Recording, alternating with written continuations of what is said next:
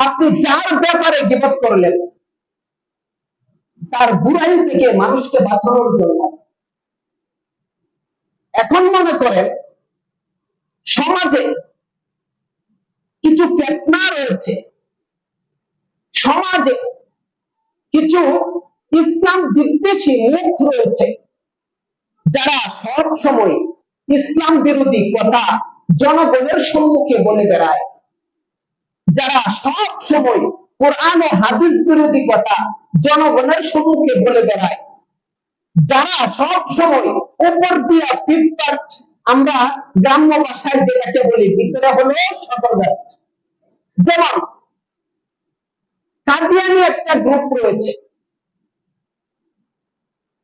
যারা দাবি করে মুখে নিজেদেরকে মুসলমান, কিন্তু বাস্তবিক অর্থে তারা হলো কি কাফের। রাসূলুল্লাহ সাল্লাল্লাহু আলাইহি ওয়াসাল্লাম বলেন, আনা খাতামুন নবী লা নবিয়্যা বা'দি, আমি হলাম শেষ নবী, আমার পরে আর কোন নবী দুনিয়ার জমিনে আসবে না। আর কাদিয়ানীরা এটা মানে না। কাদিয়ানীরা তারা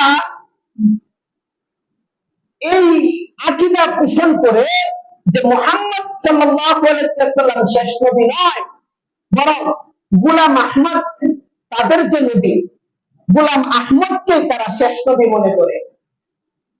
আর গোলাম আহমদ যেভাবে দিক নির্দেশনা দিয়ে গিয়েছেন, সেই দিক নির্দেশনা অনুযায়ী তাদের জীবনকে তারা পরিচালনা করে। অর্থাৎ গোলাম আহমদের দিক নির্দেশনা অনুযায়ী জীবনকে পরিচালনা করা মানে আমার নবীর উপরে যে কোরআন নাযিল হয়েছে সেই কোরআনের অবমাননা করা।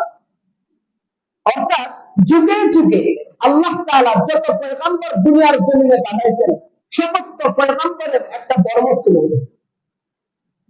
সবাই ইসলাম ধর্মের উপরে ছিল। তবে আদম আলাইহিস সালাম যখন দুনিয়ার জমিনে আগমন করেছেন, আল্লাহ তাআলা আদম আলাইহিস সালামকে একটা কিতাব দিয়েছিলেন, সেই কিতাবের নাম হলো সহিফায়ে আদম। আদম আলাইহিস সালাম যতদিন দুনিয়ার জমিনে থেকেছিলেন, হায়াতের জিন্দেগিতে তার ধর্ম ততদিন মেয়াদ পূর্ণ ছিল, আর ওনার হায়াত শেষ, ওনার ধর্মের মেয়াদ উত্তীর্ণ হয়ে গিয়েছে। নূহ আলাইহিস সালাম যতদিন দুনিয়ার জমিনে থেকেছিলেন, ওনাকে আল্লাহ তাআলা একটা কিতাব দিয়েছিলেন, সহিফায়ে নূহ। উনি দুনিয়ার জমিনে যতদিন ছিলেন, ওনার ধর্ম ততদিন ছিল। ওনাকে আল্লাহ তাআলা দুনিয়া থেকে উঠিয়ে নিয়েছেন, ওনার ধর্মের মেয়াদ উত্তীর্ণ করে দিয়েছেন। যুগে যুগে যত নবী দুনিয়ার জমিনে পাঠাইছেন, ওই নবী যতদিন ছিল, ওই নবীর ধর্ম ততদিনেই ছিল। হযরত ঈসা রূহুল্লাহ যতদিন দুনিয়ার জমিনে ছিলেন, ওনার ধর্ম ততদিন দুনিয়ার জমিনে ছিলেন। ওনাকে দুনিয়া থেকে উঠিয়ে নেওয়া হয়েছে, ওনার ধর্মের যে দিক নির্দেশনা ছিল, সেই দিক নির্দেশনার মেয়াদ উত্তীর্ণ করে দেওয়া হয়েছে। এরকম ভাবে আমার আপনার নবী জনাবে মুহাম্মদুর রাসূলুল্লাহ সাল্লাল্লাহু আলাইহি ওয়াসাল্লামকে আল্লাহ তাআলা যে ইসলাম দান করেছেন, যে কিতাব কোরআন দান করেছেন, সেই কোরআন আমার আর আপনার নবী যতদিন দুনিয়ার জমিনে ছিলেন ততদিনের জন্য দেয় নাই।